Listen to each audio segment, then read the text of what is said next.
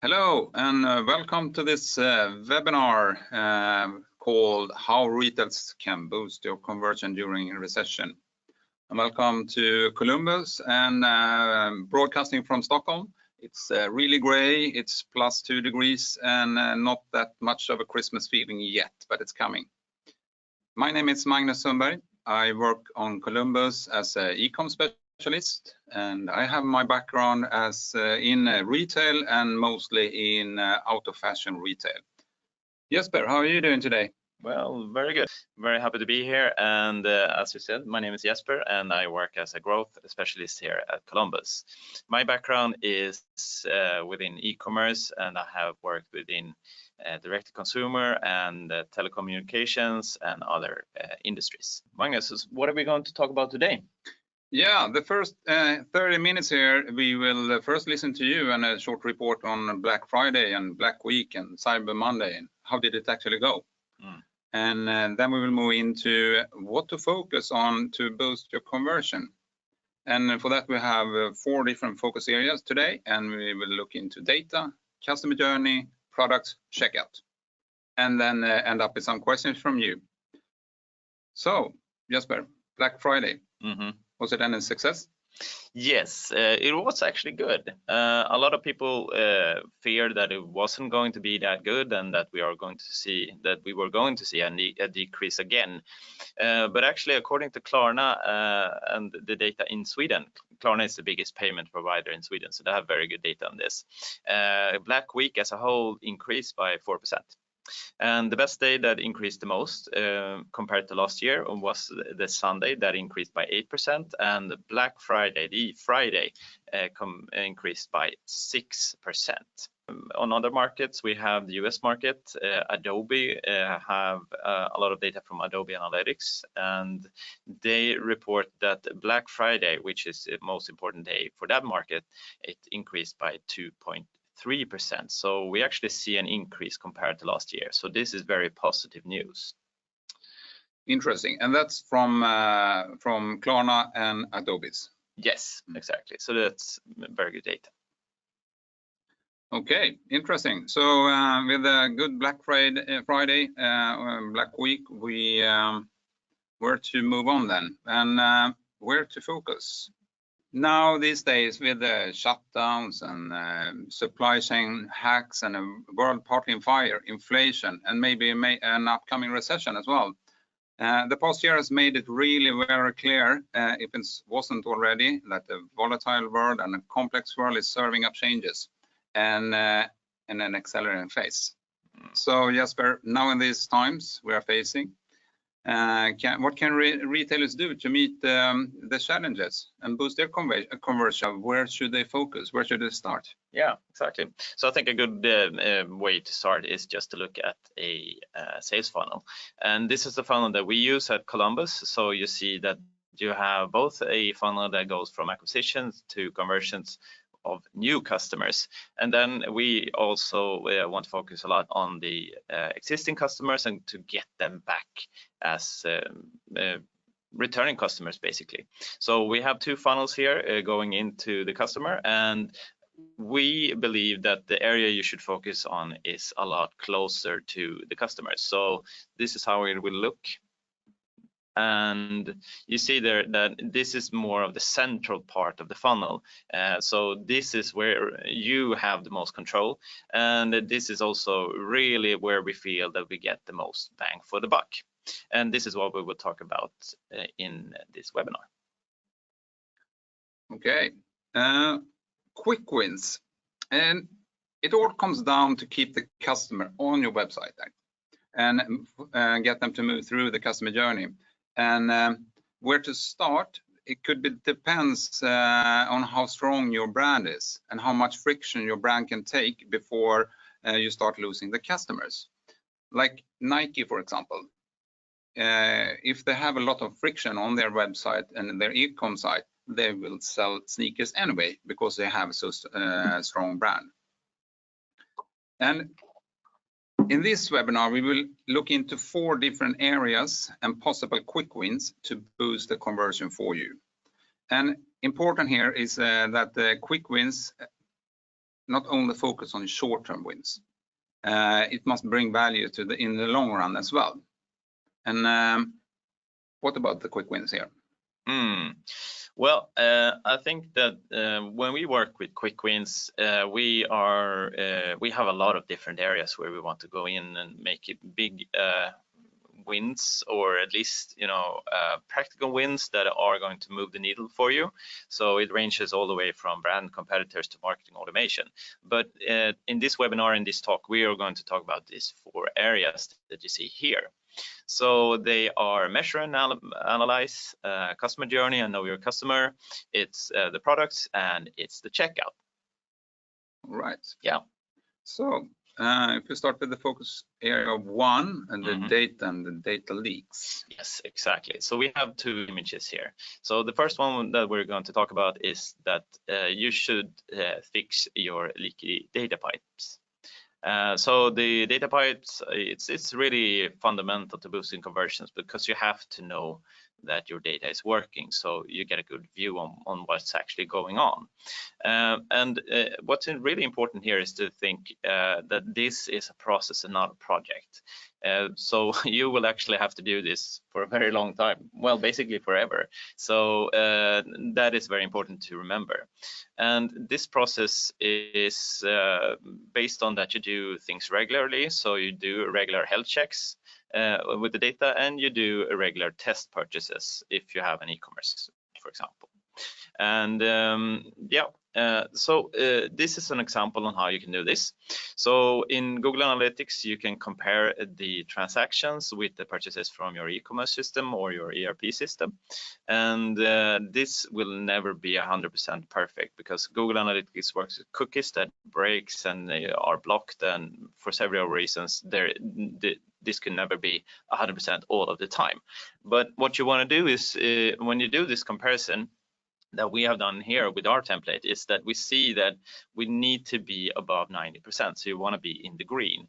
If you go below 90%, then there are big reasons for you to check whether or not your data tracking is working as it should. So this is the template that we use, and if you want this template, you can just contact us and we can talk about it. And it's a really good tool to work with this. To summarize this, we have 3 points. Think of this as a process and not a project.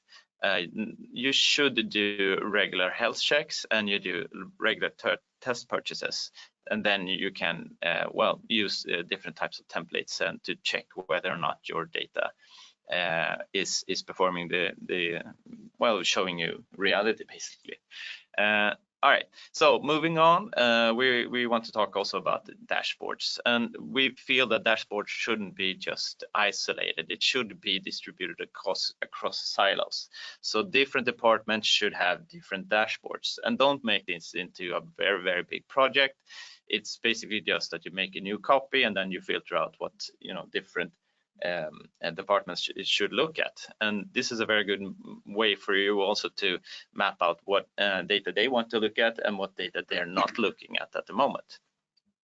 So the other things that you should also be mindful of is that when you work across department, you can get blocked. And that is just human nature. Working across silos is never easy. So you should really think about how you use deblocking. So deblocking would be that you override any blocks because people have many reasons why they won't work with the data. And you could either do this by just getting management buy-in, or that you have a preset agreement on that. All right, so now we're going to start working with the data. Can we all agree that we shouldn't block each other and that we have the mandate to override this? So that is also very crucial. So to summarize these points, we have these 3 points. So do data sharing and dashboards, map how your data is used and not used, and you should work with deblocking silos. Interesting. We will now talk a little about the customer journey and know your customer. And of course, you know that you can't dictate how the customer experience your e-commerce. You really must know who your customer are and their needs. Sounds obvious, yes.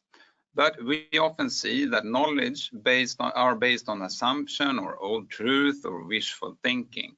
This applies both on the knowledge on your customer and the construction of the customer journey.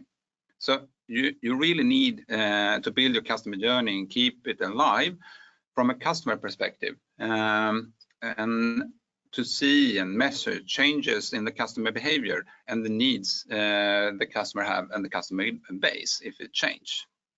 And who in your organization actually walk your customer shoes and become the customer voice? Yeah, like you see here on the presentation, it of course can differ from organization to organization, but according to Deloitte CMO review, it's one of the driving factors to a CMO success to being the voice of the customer. And there are different factors, but this is one of the most important.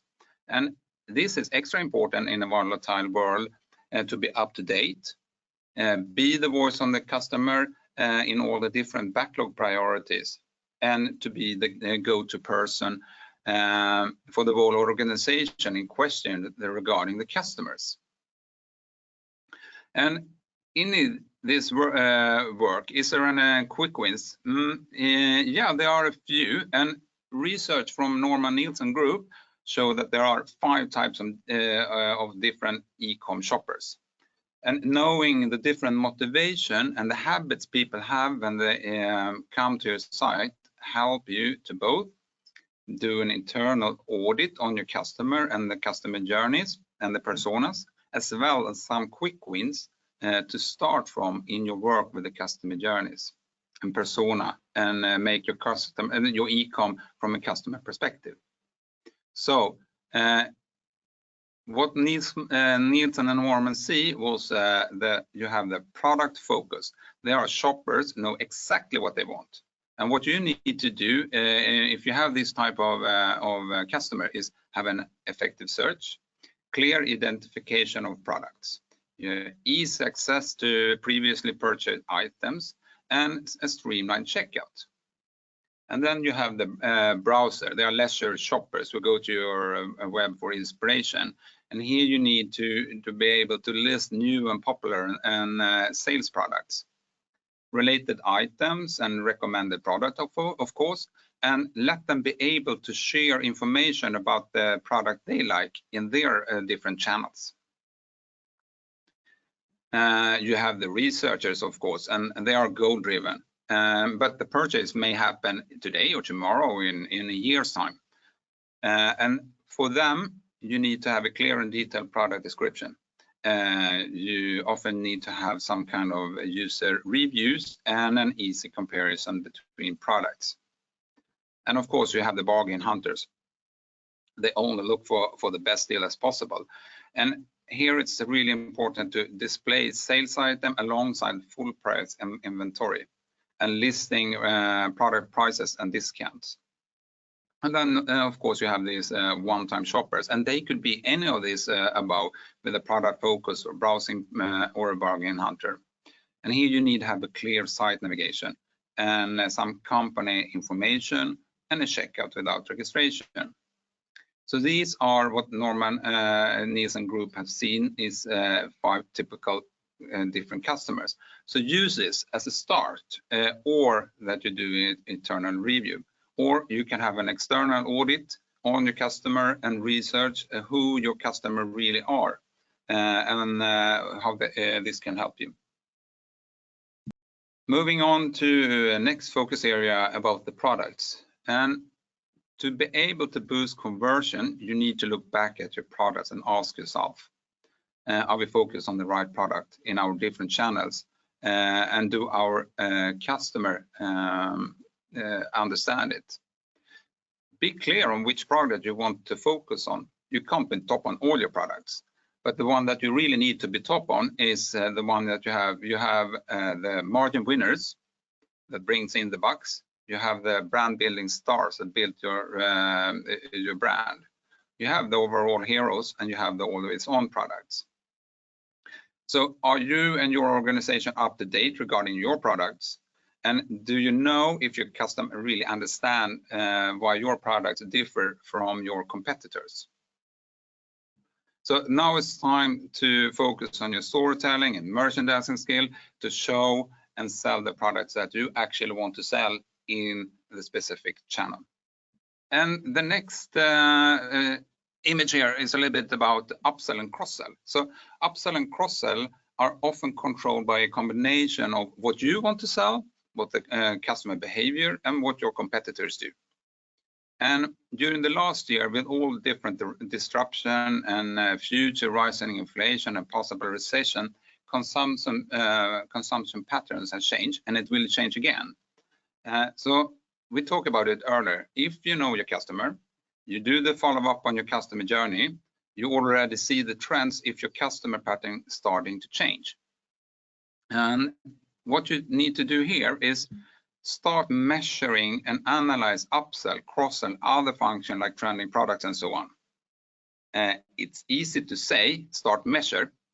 It could be, especially if you've done your homework with data layers on your site. Here it's then it's time to start with recommended events in your analyzing tool like GA4, Matombo, or Adobe. So start working with view item lists, select list, and add to cart list, and then you have the possibility to measure. And you can see here an example from GA4 where we work on this recommended events, so you could actually follow up. Does it work with the cross-sell, upsell? Is the pattern changing? What do our customer do? So good recommendation. But if you don't have these data layers in place on your website, we recommend that you start looking into it. We also recommend that you start an internal discussion in cross-functional team in your organization. And how should we act on changes in behavior? Do we need to change our products? Are we showing the right products and so on? Do we sell the products that we want to sell in the different channels? Look into data. Ask your customer. Ask your customer support. Look at the returns and start analyzing. And do we add the right values depending on the customer, the market, and your brand? Is our offer right in these times? The free shipping levels. Yeah, we set the free shipping levels to boost maybe upsell or cross-sell and so on. It's time to experiment. Does the behavior on your customer change? Maybe this could boost in another way. The same way with like the sustainable choice. Are the customer buy a few things, but with a higher value for them?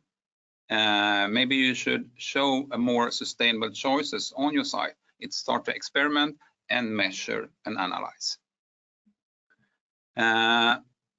So start to prepare to look into your data. Yes, true. Next focus area. Yes, exactly. And this is really about looking into the data. So Google Analytics 4 is actually, well, a lot of people don't think that it's so much fun because it's a new tool and you have to learn it and there's a lot of different setups, but there are actually some really nice tools as well. So we are going to go into maybe the best tool that I think is available in Google Analytics, which is the funnels. So when you work with your checkout, it's very important that you make a funnel. And the funnel tool in the Explore part of Google Analytics 4 is really, really powerful because you can basically do custom funnel. So you can set up any steps you want to, and you can look at, you can start the funnel in any step and you can end the funnel in any step. So it's very, very powerful in that way that you can just set it up the way that you want to.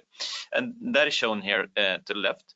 Then this is just an example funnel that we did from the Google demo account, and I think the arrows here are really interesting because this is where you see the dropout, and you should set up your funnel like this or in any way that you want to, but it's really important that you try to look at where you have the biggest drop-offs.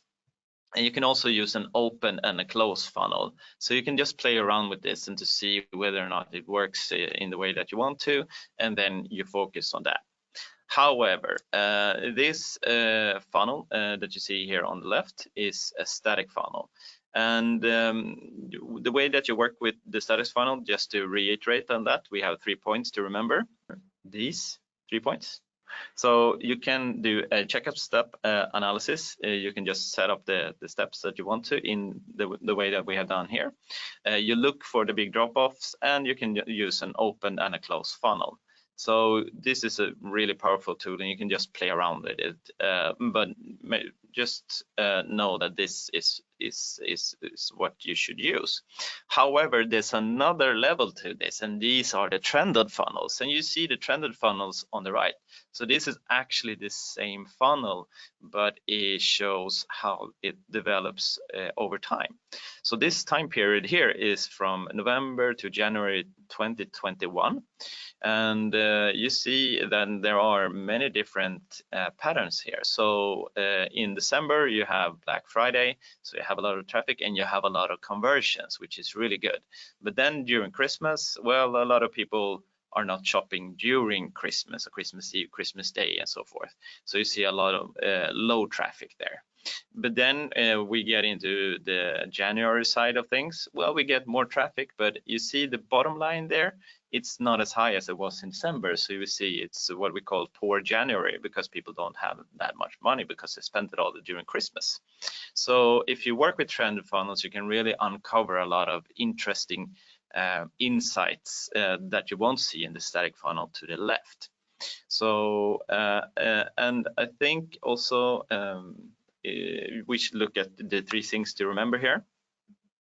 And these are use the trended funnels. You look for the irregularities that we see here with Christmas and Black Friday and the poor January, and also that you can isolate each step. And where do we do this? Well, I actually marked it for you. So if we look at this, we have the orange part up here in the presentation. And let's see if we can get that up here. Yeah.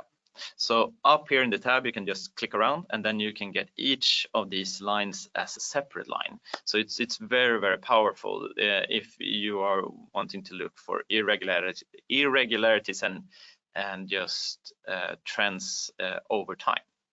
So these were very practical tips about how to use Google Analytics 4 to look at the checkout. And the next thing that we want to talk about is this. So it's about the checkouts and the best customer segments. So an 80-20 analysis is something that you can do in most businesses and on most things. So usually this is the Pareto principle that is common in nature, actually. So usually you have 20% of your customer base that stands for 80% of your revenue. And this is the vital few, or these are the vital few customers that you really want to focus on. So you should do this analysis, and you should really try to make an effort. You don't need to hire a data scientist. Just try to get out the customer list in Excel and do a simple analysis of this, because this will be very, very valuable. And you can just make it as simple as just getting the top 20 customers on a list, and you try to look at the data there. And what should we do with this list then? Well, you should really pamper them.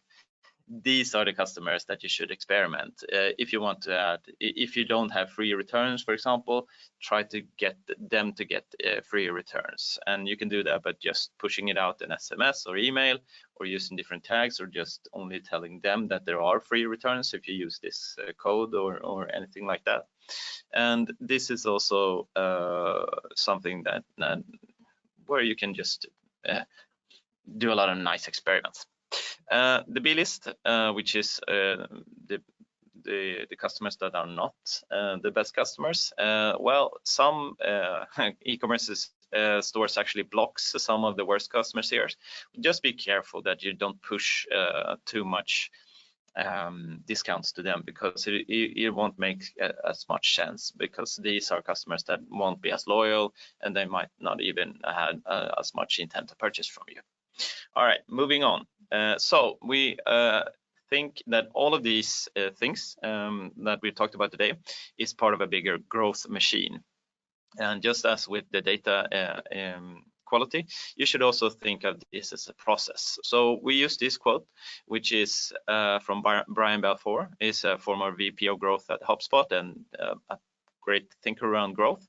So he talks about this in this quote, and it's you need a growth machine that is scalable, predictable, and repeatable, where the machine creates tactics and the process is the machine. So this is how we like to think about growth at Columbus, and we have this process that we work with for a while now, and we have a lot of different inspirations from there here, but it's basically that you're supposed to bring a lot of data into different kinds of meetings, and you do experiments regularly, and then you check these experiments and you present them in a good way. So this is the process, and we'd love to talk to you about it if you're interested. Yeah. But Jesper, you've been working with this process quite a lot with customers, right? Yeah. What are the things, like, could you list 4 really good things why you like this process, and actually what it do to our customers? Yeah, well, I think that the main thing here is that it's strategic and operational at the same time. It's data focus, so it's all about well, analytical data, but you can also bring in qualitative data, meaning more data that's anecdotal or based on experience. Could it be like interviews with customers and so on as well in data? Yeah, definitely. Yeah, and we just work with the qualitative data in the same way that we would as the analytical data or the quantitative data. And the third thing is that it's agile and sprint based, and that we work with many different backlogs. So you have a marketing and e-com and the backlogs. So we want to work in a broad way. And the last and the best part is that it engages many parts of the organization, and it's cross-functional at its core. Yeah, it's like the must here. Yeah. Bring in. Yeah, exactly. All right. So this is a good process, and a process that we work with here at Columbus. And we will send with you a few takeaways from this webinar, right? Yep. And the first takeaway is choose a focus area. You can't work on all places at the same time. And it's the same in the process that you showed us. It's start with a focus area. So find your focus area when you're starting with the quick wins. And fix the leaky data pipes. That's really important. And the third is? Well, I like to work with trended funnels. Yeah, because it gives you so much more data, and you can really uncover a lot of great truths there. And just to sum it up, well, you're supposed to master your customer journey. So the customer at the center, and then you really, try to get on top of all of the things that entails. Yes, so this is the end of our presentation. We would like to thank you for listening into this webinar. And it's recorded, and the presentation will be able to download after the webinar. Yes, exactly. Good. Thank you, and we wish you a fantastic day and an upcoming weekend. Thank you. All right. Bye-bye. Bye.